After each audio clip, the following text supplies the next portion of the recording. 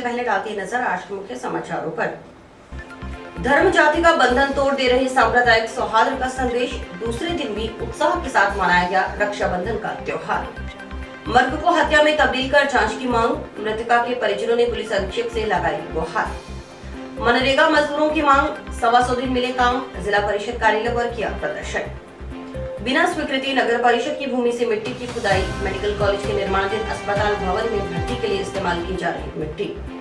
चौथे दिन भी जारी रही पेन डाउन हड़ताल, समझौता लागू करने की मांग कर रहे राजस्व सेवा परिषद कार्मिक। अब खबरें विस्तार से। हनुमानगढ़ जिला पुलिस के डीएसटी टीम ने बड़ी कार्रवाई करते हुए 1 क्विंटल 71 किलो पोस्त सहित 3 आरोपियों को गिरफ्तार करने में सफलता हासिल की है। साथ ही इन आरोपियों के कब्जे से हथियार भी बरामद किए गए हैं। पुलिस अधीक्षक सुधीर चौधरी ने प्रेस वार्ता कर खुलासा करते हुए कहा कि नशे के खिलाफ ये एक बड़ी कार्रवाई है और इसी तरह उन्होंने लगातार और भी नशे के खिलाफ कई कार्रवाइयां की हैं। ये कार्रवाई आगे भी जारी रहेगी। उन्होंने आम जनता से भी अपील की है कि वे इस मुहिम में पुलिस का सहयोग करें।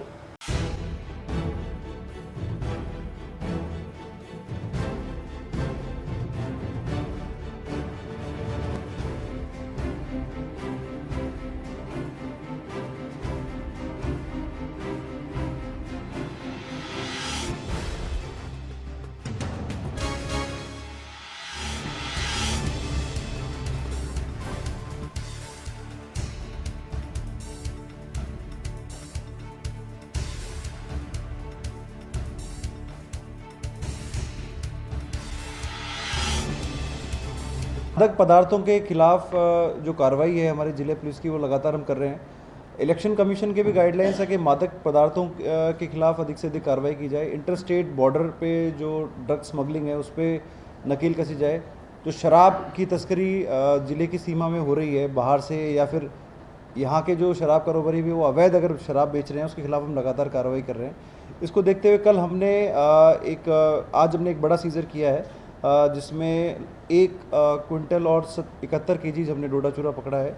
एक ब्रीजा गाड़ी जो चोरी की है, उसके अलावा एक डिज़ायर गाड़ी जो रेकी कर रही थी, उसमें 3 अक्यूज़ को हमने पकड़ा है जो जोधपुर के निवासी हैं। 2 अभियुक्त भागने में कामयाब रहे हैं, बट हमने उनको नामजद कर लिया, उनको भी हम जल्द गिरफ्तार करेंगे। इसके अलावा पिछले कुछ दिनों से हमने लगभग 39 केसेस जो हैं एनडीपीएस के लास्ट के 2 महीनों में बनाए हैं, जिसमें 59 अक्यूज़ को हमने अरेस्ट किया है। 385 किलो के आसपास डोडा चूरा हमने जब्त किया है। हेरोइन लगभग 400 ग्राम है। टैबलेट्स 13,000 के आसपास है। और इन्हीं तस्करों से हमने 2 पिस्तल और 7 कारतूस भी जब्त किए हैं। इसके इतर हमने 5 आर्म्स एक्ट के अलग केसेस भी दर्ज किए हैं। अभी ये देखने में आया है कि जो तस्कर हैं वो हथियार लेकर के चल रहे हैं। पुलिस के ऊपर भी फायरिंग के इंसिडेंट बढ़ रहे हैं। इसको देखते हुए हमने लगातार जो है पुलिस को भी एक्टिव रखा है। डिस्ट्रिक्ट स्पेशल टीम अच्छा काम कर रही है और आमजन से भी काफ़ी आसूचना प्राप्त हो रही है। जो मेरा CUG नंबर है वो मैं आपको वापस शेयर कर दूंगा। मेरी आपके माध्यम से ये निवेदन है कि सभी आमजन पुलिस को सूचना अधिक से अधिक दें, जिससे कि हम ज़िले में जो नशे का व्यापार है उस पर नकेल कस सकें। जहाँ तक बात है एक्साइज़ की, एक्साइज़ में भी हमने बड़ी कार्रवाइयाँ की है। लगभग 4 बड़े मुकदमे हम दर्ज किए, जिसमें 640 लीटर हमने अंग्रेजी शराब जब्त की है। इसके अलावा अभी कल रात को हमने, क्योंकि अपने हनुमानगढ़ में कुछ ऐसे इलाके हैं जो दुर्गम है, जहाँ पर कि पुलिस की प्रेजेंस इतनी नहीं है, उसको देखते हुए कल हमने एक मॉक ड्रिल की है। जो धन्नासर के आसपास जो कठिन इलाका है, कठिन टेरेन है, वहाँ पे मैंने खुद ने और मेरी टीम ने मिलकर के कल एक मॉक ड्रिल की है, जिसमें कि अगर इस तरह के इलाके में अगर अक्यूज़ छुपे हों तो उन पे कैसे हमें कार्रवाई करनी है, कैसे ह्यूमन इंटेलिजेंस का हमें उपयोग करना है। क्योंकि देखने में यह आया कि टेक्नोलॉजी का प्रयोग तो पुलिस अच्छे से कर रही है, परंतु जो पुरानी टेक्निक थी जिसमें कि ह्यूमन इंटेलिजेंस और दुर्गम स्थानों में जहाँ पर ना कोई टावर है, ना कोई नेटवर्क है, ना कोई आबादी है, उसमें कैसे ऑपरेशन करना है, कल हमने एक मॉक ड्रिल की। उसमें कुछ चीज़ें हमने सीखी भी, कुछ कर्मचारी ने अच्छा काम भी किया, उनको रिवार्ड भी मैं दे रहा हूँ। और आने वाले समय पर चुनाव की स्थिति को देखते हुए ड्रग्स के खिलाफ आर्म्स एक्ट में, एक्साइज में अधिक से अधिक कार्रवाइयाँ करेंगे और आम जनता का सहयोग हमें अपेक्षित है।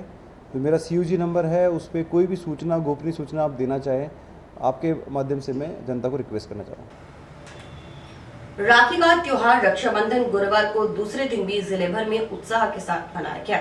इस बार भद्रा का साया होने के चलते बुधवार सुबह 11 बजे से पहले शुभ मुहूर्त में कुछ बहनें ही भाइयों को रक्षा सूत्र बांध सकी थी। इस कारण बुधवार को बहुत कम बहनों ने रक्षाबंधन का त्योहार मनाया। ज्यादातर बहनों ने गुरुवार को ही रक्षाबंधन का त्योहार मनाया। बहनों की ओर से सुबह से शाम तक राखी बांधने का सिलसिला जारी रहा।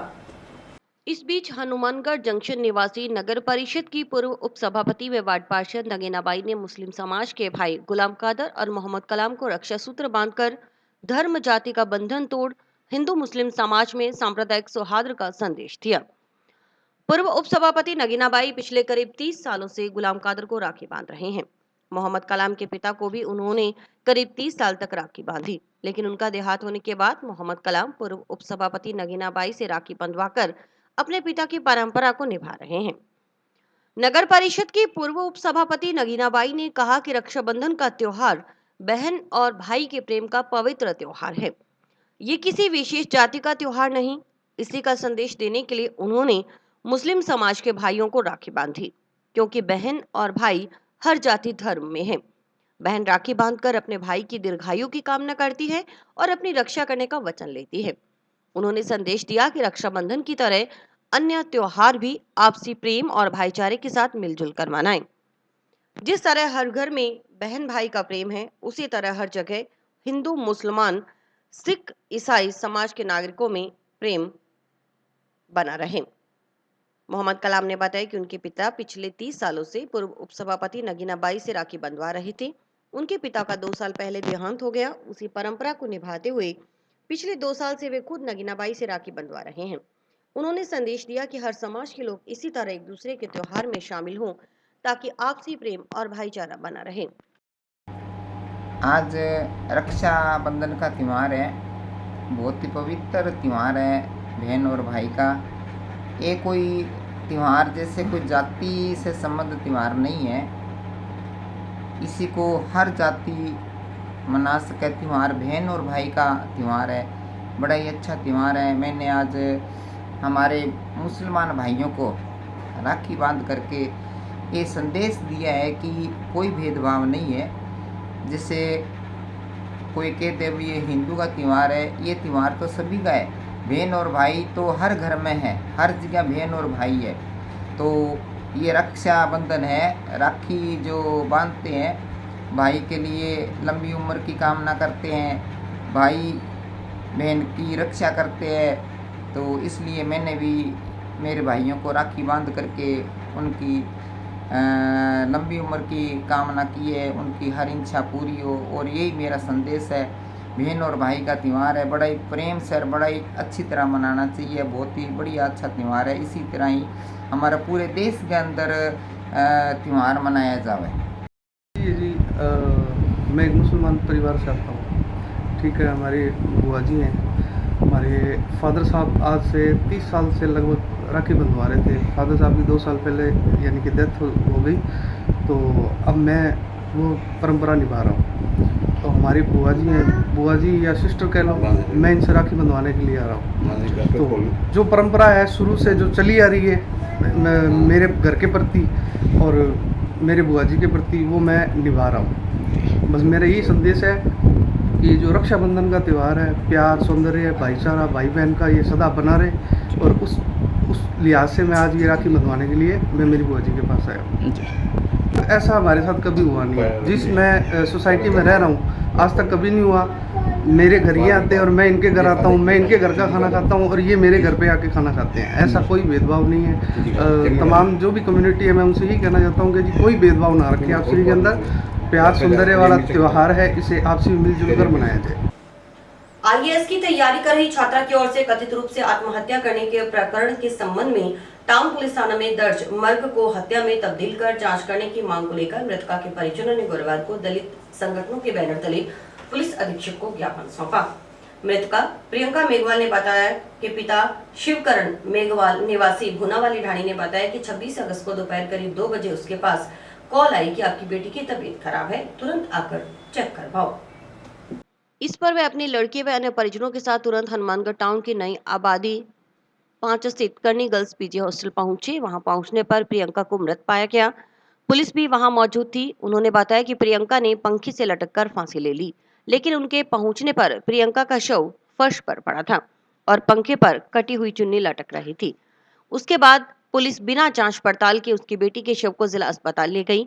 शिवकरण के अनुसार उन्होंने मना भी किया कि पहले जांच करो, लेकिन पुलिस शव को अस्पताल की मॉर्चरी में ले गई और पोस्टमार्टम करवा उन्हें शव सौंप दिया। उससे मर्ग भी रिपोर्ट दर्ज करवा ली। शिवकरण के अनुसार शक होने पर पुलिस ने एक वीडियो और एक पर्ची उन्हें दिखाई। पर्ची में अज्ञात जनों की ओर से उसकी बेटी को मारने की घटना लिखी हुई और मारने वाले की ओर से माफ करने के लिए लिखा हुआ पाया गया। शिवकरण के अनुसार यह वीडियो और पर्ची संदिग्ध है। उन्हें प्रत्यक्षदर्शियों ने बताया कि वीडियो में जो लड़की चुन्नी काटती हुई दिखाई दे रही है, उसने प्रियंका का मोबाइल फोन अपने हाथ में लेकर लॉक खोलकर वापस बंद करना दिखाया जा रहा है। उस समय वहां पर कई लड़के और लड़कियां और वार्डन मौजूद हैं। शिवकरण ने आरोप लगाया कि उसकी बेटी की हत्या की गई है। पर्ची संदिग्ध है तथा उसकी बेटी की हैंडराइटिंग भी नहीं है। उसे शक है कि पुलिस और करनी गर्ल्स पीजी के संचालक और प्रबंधक के लोगों की मिलीभगत कर इस हत्या को दबाया जा रहा है। उन्होंने मर्ग मामले को हत्या में तब्दील कर तुरंत अन्य किसी निष्पक्ष अधिकारी से जांच करवाने, दोषियों को गिरफ्तार कर न्याय के साथ उचित मुआवजा, एक परिवार के सदस्य को सरकारी नौकरी दिलवाने की मांग की। इस मौके पर बहुजन समाज पार्टी के प्रदेश महासचिव भोला सिंह बाजीगर, आजाद समाज पार्टी के जिलाध्यक्ष रेवतराम पंवार, अंबेडकर नवयुवक संघ के अध्यक्ष नारायण नायक आदि मौजूद थे। मुर्दाबाद मुर्दाबाद पुलिस प्रशासन मुर्दाबाद मुर्दाबाद मुर्दाबाद। बहन प्रियंका मेघवाल को न्याय दो, न्याय दो, न्याय दो। बहन प्रियंका मेघवाल को न्याय दो, न्याय दो, न्याय दो। बहन प्रियंका मेघवाल के हत्यारों को गिरफ्तार करो, गिरफ्तार करो। हत्यारों को गिरफ्तार करो, गिरफ्तार करो, गिरफ्तार करो। प्रियंका मेघवाल के हत्यारों को गिरफ्तार करो, गिरफ्तार करो, गिरफ्तार करो। प्रियंका मेघवाल को न्याय दो, न्याय दो, न्याय दो। प्रशासन मुर्दाबाद मुर्दाबाद मुर्दाबाद मुर्दाबाद मुर्दाबाद मुर्दाबाद। पुलिस प्रशासन मुर्दाबाद मुर्दाबाद मुर्दाबाद। हनुमानगढ़ पुलिस प्रशासन मुर्दाबाद मुर्दाबाद मुर्दाबाद। मुझे हमारी बेटी का न्याय मिलना चाहिए, मुझे इंसाफ मिलना चाहिए, मुझे उसको आत्मा को शांति मिलनी चाहिए। गर्ल्स स्कूल में हमारी बेटी को हमने जिला कलेक्टर की प्री पेपर पास होने के बाद तैयारी के लिए छोड़ा गया था। हमारे घर पर मकान नहीं है, इसलिए हम गरीब मजदूर मनरेगा के आदमी हैं और उसकी पढ़ाई लिखाई के लिए हमने बहुत ज़्यादा प्रयास किया। आज गर्ल्स पीजी में हमारी बेटी का हादसा हुआ है। मुझे पता नहीं है भी उसे फांसी की फंदे पर लटकाया हुआ है नहीं। हमने मुझे फ़ोन किया था हॉस्टल से कि आपकी बेटी की तबीयत खराब है और उसके पापा पहुँचे तो उसके कोई फांसी और कुछ नहीं था, कुछ नहीं था। और मेरा बेटा पहुंचा तो सो नीचे गिरा हुआ था, कोई फांसी नहीं थी। मुझे पता नहीं है भी फांसी दी या नहीं दी। उसमें कार्रवाई होनी चाहिए, हॉस्टल को सील किया जाए और जिसने हमारी बेटी की फांसी का फंदा काटा है उसे पकड़ा जाए 2 दिन में। सुसाइड नोट मिला है, वो मेरी बेटी की लिखाई नहीं है। पुलिस कार्रवाई नहीं कर रही है। 3 दिनों तक हमने पुलिस पर और सीआई पर छोड़ दिया। सीआई की जांच से हम संतुष्ट नहीं हैं। प्रियंका आत्महत्या जो प्रकरण है उसे लेकर आज एसपी साहब से मिले हैं, क्योंकि बच्ची बहुत इंटेलिजेंट थी। परिवार के लोग ये कह रहे हैं कि उसने आत्महत्या नहीं की है। इनको डाउट है कि एक वहाँ उसके पास जो पर्ची मिली है वो भी उसकी राइटिंग नहीं है। इसलिए एसपी साहब से निवेदन किया है कि जांच आप स्वयं इसकी करके और दोषियों पर जल्द से जल्द कार्रवाई की जाए, क्योंकि हमें लग रहा है कि वो इतने गरीब परिवार की बेटी यहाँ तक पहुँची जिसने आईपीएस का प्री कर भी लिया है और फिर भी ऐसा नहीं हो सकता कि उसे ऐसा कौन सा दबाव था। लेकिन परिवार के लोग ये कह रहे हैं कि इनको लग रहा है कि किसी ने उसकी हत्या करके उसे फंदे पर टांग दिया है। और एसपी साहब ने भी हमें आश्वासन दिया है कि मैं हर एंगल पर जांच करके और जो दोषी लोग हैं उन पर कार्रवाई ज़रूर करेंगे। आज पूरे हनुमानगढ़ ज़िले के जो अनुसूचित जाति के संगठनों के लोग हैं, सभी लोगों ने जाकर एसपी साहब से मिलकर और उन पर कार्रवाई करने का निवेदन किया है। उधर इस मामले में एसपी ने कहा कि मामले की पूरी तरह से निष्पक्ष जांच की जाएगी। ये सुसाइड है या हत्या, इसको लेकर जांच की जाएगी। वहीं अनुसंधान अधिकारी बदलने पर उन्होंने कहा कि इसको लेकर विचार किया जाएगा। मामले को लेकर उनका कहना था कि मामले में पूरी तरह से निष्पक्ष जांच करवाई जाएगी। सुसाइड केस है या वो मर्डर है, परिजनों का आरोप है कि वो मर्डर है, तो हम लोग अभी मैंने वो फाइल जो है अपने ऑफिस में मंगाई है। परिजनों को भी मैंने कहा है कि जो भी आपकी आक्षेप हैं या जो भी आपकी परिवाद के बिंदु हैं, उन बिंदुओं को आप हमें बताइए। एक एक बिंदु पर हम जांच करेंगे और अगर मान लो कोई अनुसंधान अधिकारी चेंज करने की बात होगी उस पर भी हम विचार करेंगे। उसमें निष्पक्ष अनुसंधान का आश्वासन मैंने परिजनों को दिया है। बच्ची काफ़ी होनहार थी और उसका जाना परिजनों के लिए कहीं ना कहीं एक बहुत दुख वाली बात है। और वो मर्डर है या फिर वो सुसाइड है, हम अब बिल्कुल ओपनली उसको देख रहे हैं। ऑल्दो मेडिकल रिपोर्ट्स के अंदर वो हैंगिंग का केस आया है, तो फिर भी जो परिजनों की जो भी शंकाएं हैं उन सब का निराकरण करेंगे। जंक्शन में बाईपास रोड पर राजकीय मेडिकल कॉलेज के निर्माणाधीन अस्पताल के भवन में भर्ती के लिए इस्तेमाल की जा रही मिट्टी साथ लगती नगर परिषद की भूमि से निकालकर ठेकेदार की ओर से नगर परिषद को नुकसान पहुंचाया जा रहा है। नगर परिषद की करीब 4 बीघा भूमि से पिछले करीब 1 पखवाड़े से जेसीबी और ट्रैक्टरों की मदद से बिना स्वीकृति मिट्टी निकाली जा रही है। इसे नगर परिषद की भूमि पर गहरे गड्ढे हो गए हैं।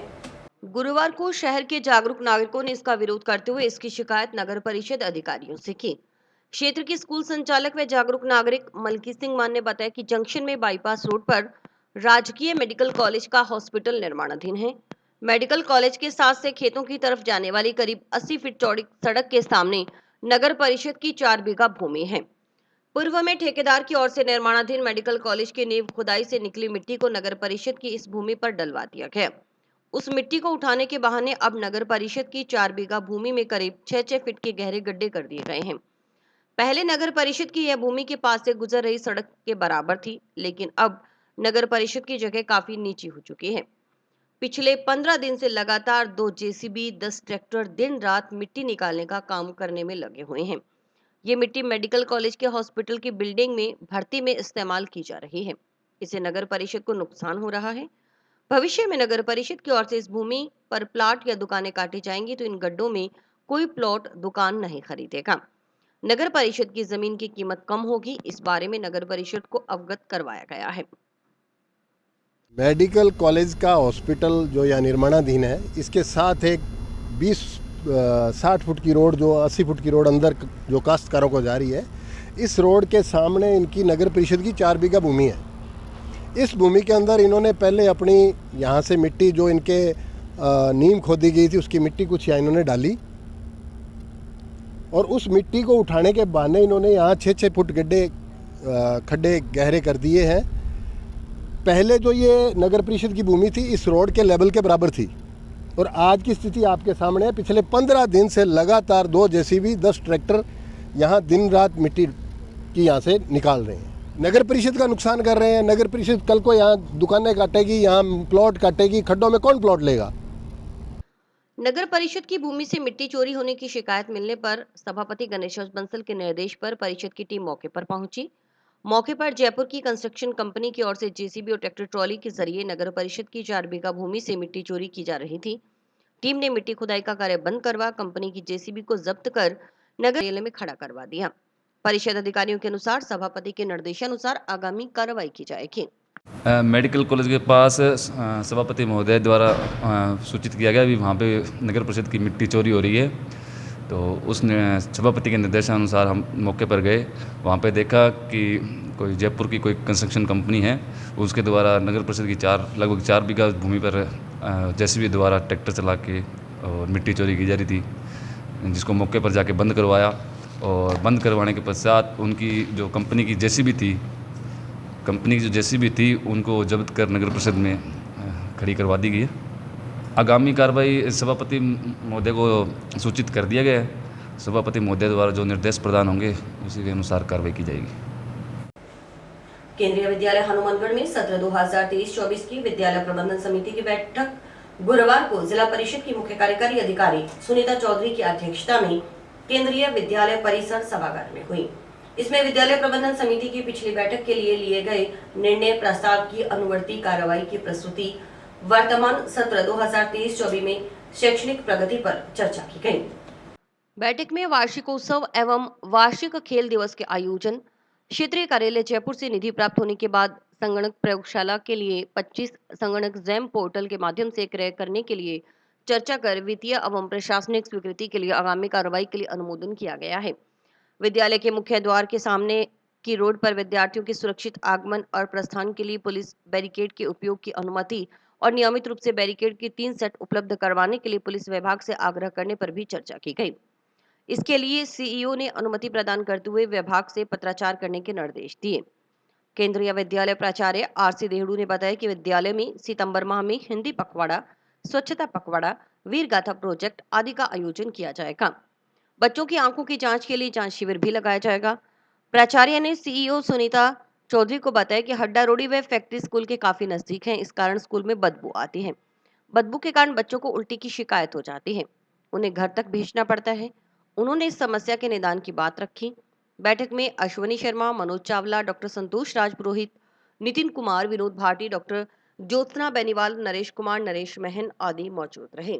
बीएमसी की फर्स्ट मीटिंग सेशन 2023-24 की विद्यालय में हुई, जिसकी अध्यक्षता श्रीमती सुनीता चौधरी, सीईओ जिला परिषद की अध्यक्षता में हुई है। और इसमें मुख्य एजेंडा है जो इस साल 23-24 का एनुअल डे और एनुअल स्पोर्ट्स डे का अप्रूवल लिया हमने। दूसरा कंप्यूटर जैम पोर्टल के माध्यम से प्रोक्योरमेंट के लिए अप्रूवल लिया है। और स्कूल के आगे परमानेंट बेसिस पे 3 बैरिकेड्स पुलिस विभाग के माध्यम से लेने की रिक्वेस्ट वो हमने रखी है।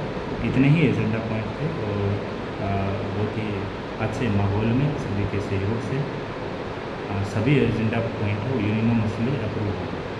हड्डा रोडी स्कूल के बहुत नज़दीक है और एक बोन कर्सर फैक्ट्री है। अब इन दोनों के कारण स्कूल के अंदर बहुत बदबू आती है, हवा के साथ में कई बार तो इतनी बदबू आती है कि बच्चों को वोमिटिंग होने लग जाती है, बच्चों अनईजी फील करते हैं, हमारे को उनको घर भी भेजना पड़ता है। एक रेजिडेंशियल और एक स्कूल के पास में ये चीज़ नहीं होनी चाहिए, ये निवेदन हमारा लंबे समय से है। कलेक्टर मैडम के सामने भी हमने रखा था, आज सीओ मैडम के सामने रखा और आशा करते हैं कि इसका निदान जल्दी ही होगा। राज्य सरकार के साथ हुआ समझौता लागू करने की मांग को लेकर आंदोलनरत राजस्थान राजस्व सेवा परिषद के कार्मिकों की पेन डाउन हड़ताल गुरुवार को चौथे दिन भी जारी रही। राजस्थान राजस्व सेवा परिषद के कार्मिकों ने गुरुवार को भी कलेक्ट्रेट के समक्ष धरना प्रदर्शन कर विरोध दर्ज करवाया। धरना स्थल पर मौजूद पटवारी, पूर्व अभिलेख निरीक्षक, नायब तहसीलदार और तहसीलदार ने सरकार के विरुद्ध नारेबाजी की। जिंदाबाद, इनकलाब जिंदाबाद, इनकलाब जिंदाबाद, इनकलाब जिंदाबाद, इनकलाब जिंदाबाद। 3600 बाई 3600 ले 3600, 3600 बाई 3600 ले 3600, 3600 बाई 3600 ले। दिल्ली हो या राजस्थान, दिल्ली हो या राजस्थान, वेतन भत्ते दे ना सके वो सरकार निकम्मी है, जो सरकार निकम्मी है वो सरकार बदलनी है। आवाज दो, हमें इनकलाब इनकलाब जिंदाबाद, जिंदाबाद, इनकलाब इनकलाब जिंदाबाद, जिंदाबाद। दिन है धरने का। राजस्थान राजस्व सेवा परिषद के सभी कर्मचारी, अधिकारी, पटवारी से लेकर के तहसीलदार तक हम सभी हड़ताल पे बैठे हैं। हमारी मुख्य मांग कैडर रिव्यू की है, वरिष्ठ पटवारी का पद खत्म करके 9/18-27 सिलेक्शन ग्रेड देना और डीपीसी की बात है, गिद्दावर से नायब तहसीलदार की डीपीसी नहीं हो रही है, उसकी मांग है हमारी मुख्य है। इसको लेकर के हम आंदोलनरत हैं। वेतन विसंगतियाँ दूर करने की मांग है। आरटीएस जो भर्ती होते हैं उनको नायब तहसीलदार पद पे लगाया जाता है पहले, उसके बाद 5 साल कानूनभंग होने के बाद तहसीलदार पद पे लगाया जाता है।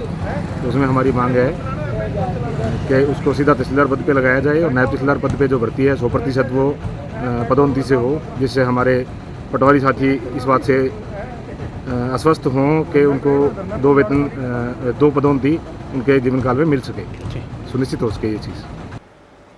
और भी वक्त है ब्रेक का। आपके कैरियर को दे नई दिशा। माता किताब कौर इंटीग्रेटेड बीएड व डिग्री कॉलेज, जो कि ISO सर्टिफाइड है और महाराजा गंगा सिंह यूनिवर्सिटी बीकानेर से मान्यता प्राप्त है, जो लेकर आए हैं BSc नॉन मेडिकल व मेडिकल, BA सभी विषयों में, BSc B.Ed व BA B.Ed की सुविधा। अनुभवी और योग्य स्टाफ के साथ साथ हर सुविधा उपलब्ध करवाई गई है, जो विद्यार्थियों का उच्च कोटि का मार्गदर्शन करेगी। यहाँ का रिजल्ट 100% है। सभी सब्जेक्ट्स की लैब जैसे botany, zoology, physics, chemistry, computer व भूगोल, जो कि अत्याधुनिक उपकरणों से सुसज्जित है, और कॉलेज का विशाल कैंपस जो कि पढ़ाई के बिल्कुल अनुकूल है।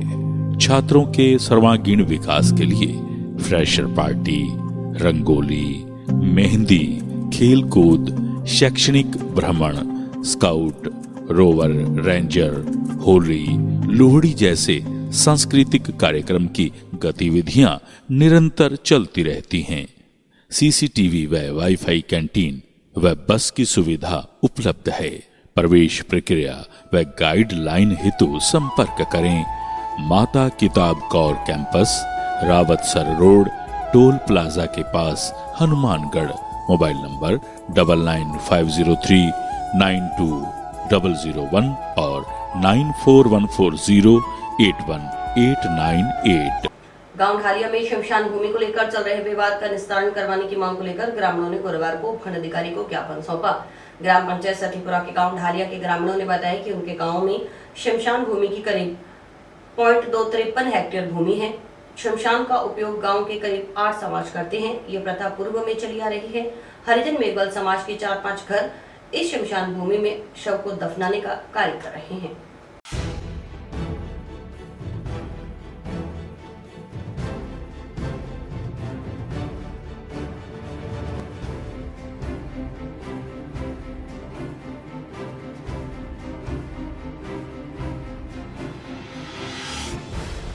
हम डालिया अपने पंचायत है सतीपुरा हमारे गांव की मुख्य समस्या है जी, हमारी शमशान भूमि है जिसमें हम तकरीबन 8 जातियां हैं और सभी संस्कार कर रही हैं। उसमें से 4-5 घर दफनाने का काम कर रहे हैं। उसमें शमशान भूमि की जगह बहुत कम है, 1 बीघा ज़मीन है, जिस कारण वो जगह कंप्लीट हो रही है और उसमें बैठने खड़ोने के लिए, संस्कार करने के लिए जगह नहीं है। हमने पंचायत की उनको समझाया 4-5 घरों को, भाई आप आधी जगह ले लें और आधी में दफनाएं और आधी बैठने योग्य जगह शेड लगा दें, उसको पक्का किया जाए। पर वो हमें गाली गलौज करने पर उतर आए। इसी कारण हम SDM साहब के पास आए हैं। भाई हमारी 3-4 पंचायतें हो चुकी हैं, वो आदमी हमें मारने पर उतारू हो रहे हैं। कृपया करके हमारी इस समस्या का समाधान किया जाए, ताकि लोगों को संस्कार करने वक्त रिश्तेदार आते हैं जो भी, उन्हें शेड बैठने की व्यवस्था, वहाँ पर बहुत ज़्यादा कांटे और झाड़ियाँ उगी हुई हैं, जिस कारण बहुत दिक्कत परेशानी हो रही है। सभी धर्म के 8 बरादरियाँ हैं, जिसमें हम सिर्फ उसमें से 4-5 घर ही दफनाने का काम कर रहे हैं। वो कब्रिस्तान की बजाय वहाँ पर दफनाने का काम कर रहे हैं। 125 दिन काम देने और 255 रुपए मजदूरी के भुगतान सहित 903 मांगों को लेकर मनरेगा मजदूरों ने गुरुवार को जिला परिषद कार्यालय पर प्रदर्शन किया। प्रदर्शन के बाद मुख्यमंत्री के नाम जिला परिषद CEO को ज्ञापन सौंपा गया। इससे पहले मजदूरों ने जिला परिषद कार्यालय में प्रदर्शन करते हुए नारेबाजी की। मनरेगा में आधारभूत सुविधाएं देनी होगी। हमारी एकता जिंदाबाद, हमारी एकता जिंदाबाद, मजदूर एकता जिंदाबाद। मनरेगा में पूरा पैसा देना होगा। इनकलाब जिंदाबाद, इनकलाब जिंदाबाद। बंद करो बैंक के नाम पर परेशानी बंद करो। कार्यस्थल पर दवाई पानी की व्यवस्था करो।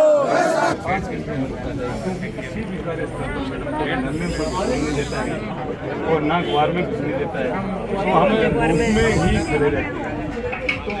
अब टेंट वगैरह की व्यवस्था बैठ नहीं रही है, पानी की व्यवस्था। आज मनरेगा मजदूर मेट उनकी जो समस्याओं को लेकर ज्ञापन देने के लिए यहाँ जिला परिषद में प्रदर्शन किया है, जिसमें मुख्य मांग ये है कि जो पूरी मनरेगा मजदूरों की पूरी मजदूरी नहीं आ रही है, लंबे समय से नहीं आ रही है, उनकी मांग है 255 रुपया है। इसके अलावा जो शर्तें लगाई हैं मोबाइल के अंदर 100 दिन की, वो शर्त हटाई जाए, 100 दिन की शर्त हटाई जाए और सबको मोबाइल उपलब्ध कराया जाए। इसके अलावा कार्यस्थल पर छाया, पानी, दवाई की व्यवस्था संपूर्ण की जाए। मेटों का जो संविदा कर्मी है राजस्थान के घोषित किया जाए। इन तमाम सवालों को लेकर आज हम यहाँ आए हैं। हम ज्ञापन देंगे, अगर हमारी बात को नहीं सुना गया तो अगले वीरवार को बड़ा घेराव किया जाएगा।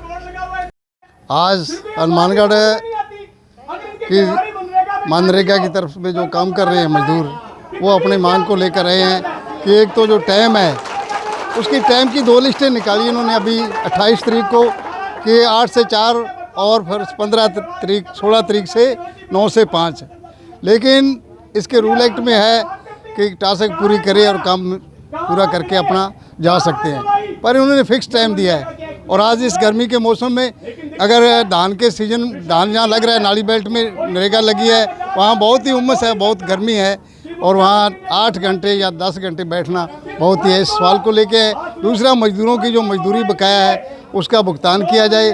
जो मेट काम कर रहे हैं लगातार, मेट सुबह जाते हैं अपना साधन लेके भी, उनकी भी साल करीबन हो गया मजदूरी नहीं मिलती, इसलिए उन मेटों की भी वो भी मजदूर है, टाइम से मजदूरी दी जाए और जो टाइम का है उसको देखते हुए यथास्थायी पहले की तरह ही नरेगा को से काम लिया जाए। एक तो विशेष मांग तो यही है कि अभी जो गर्मी का मौसम है उसको देखते हुए, क्योंकि छाया की व्यवस्था नहीं है, तो छाया और पानी जो इन्होंने कहा कि 50 के ऊपर एक मेट को या एक मजदूर को लगाते थे, वो व्यवस्था अभी थोड़ी अस्त व्यस्त हुई हुई है, तो उसको इम्प्रूव किया जाए। एक दवाइयाँ समय पर नहीं पहुंच रही और मेडिकल उनका वहाँ पे जो होता है चेकअप वो नहीं हुआ है, और एक उनके कोई 2-3 मेट्स की उनकी पर्टिकुलर जगह की, बहलोल नगर की और एक सहजीपुरा की, एक अपने गोलूवाला की, जोरावरपुरा की, मटोरियों की ढाणी की, ये यहाँ की मेटों की कोई शिकायत है कि वो मेट वहाँ पे इनके साथ अभद्र व्यवहार भी कर रहे हैं और इनको तंग कर रहे हैं। कई महिला कर्मचारियों जो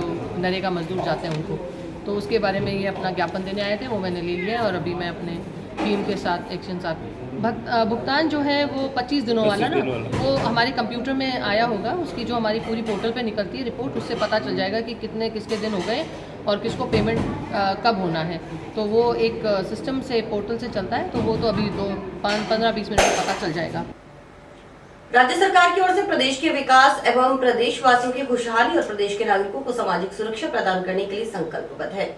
राजस्थान मिशन के तहत वर्ष 2030 तक देश का अग्रणी राज्य बनाने के लिए हर क्षेत्र के लिए मानकों का निर्धारण और मानकों को प्राप्त करने के लिए समयबद्ध कार्य योजना तैयार किए जाने का निर्णय लिया गया है।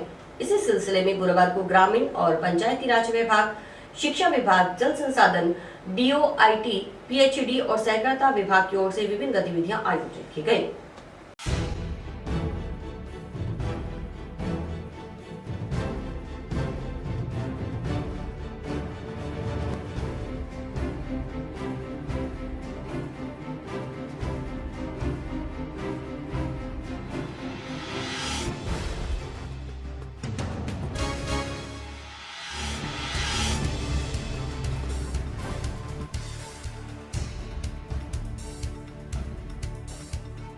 ये माननीय मुख्यमंत्री महोदय के जो निर्देश थे कि हमें एक मिशन डॉक्यूमेंट तैयार करना है जो 2030 तक राजस्थान कैसा होगा उसको अपने जहन में रखते हुए हम हमारे राजस्थान के लिए क्या ऐसी सोच लाएं जिससे हमारा राजस्थान प्रदेश आगे बढ़े, 10 गुना स्पीड से अपनी प्रगति करे। तो जिसका उन्होंने स्लोगन भी दिया है, नई सोच एक नई सुबह। तो उस क्रम में हमने एक ये रखा है कार्यक्रम, और उसमें हमें जो निर्देश मिले थे उसमें यही था कि हर विभाग को हर स्तर पर एक अपना इस तरह का गहन विचार विमर्श का सत्र रखना है। उसके लिए आज हमने जिला परिषद सदस्य, प्रधान, प्रमुख और जो बेनिफिशरीज हैं और जो हितधारक हैं, हमारे कई योजनाओं से जुड़े हुए लोग हैं, उन लोगों को और विशेषज्ञ लोगों को, अगर अपने बीच में कोई ऐसे अनुभवी लोग हैं उनको बुलाकर हमने पंचायती राज के ऊपर ये चर्चा की थी कि पंचायती राज की जो संस्थाएं हैं, ग्रामीण विकास की जो संस्थाएं हैं, उनको हम किस तरह से बेटर देखना चाहते हैं, क्या हो जिससे हमारे पंचायती राज को सशक्तिकरण मिले, उसका और इम्प्रूवमेंट हो। उसके लिए आज हमने गहन विचार विमर्श किया। और इसी के साथ समाचार समाप्त हुए। रोजाना देखते रहिए समाचार। नमस्कार।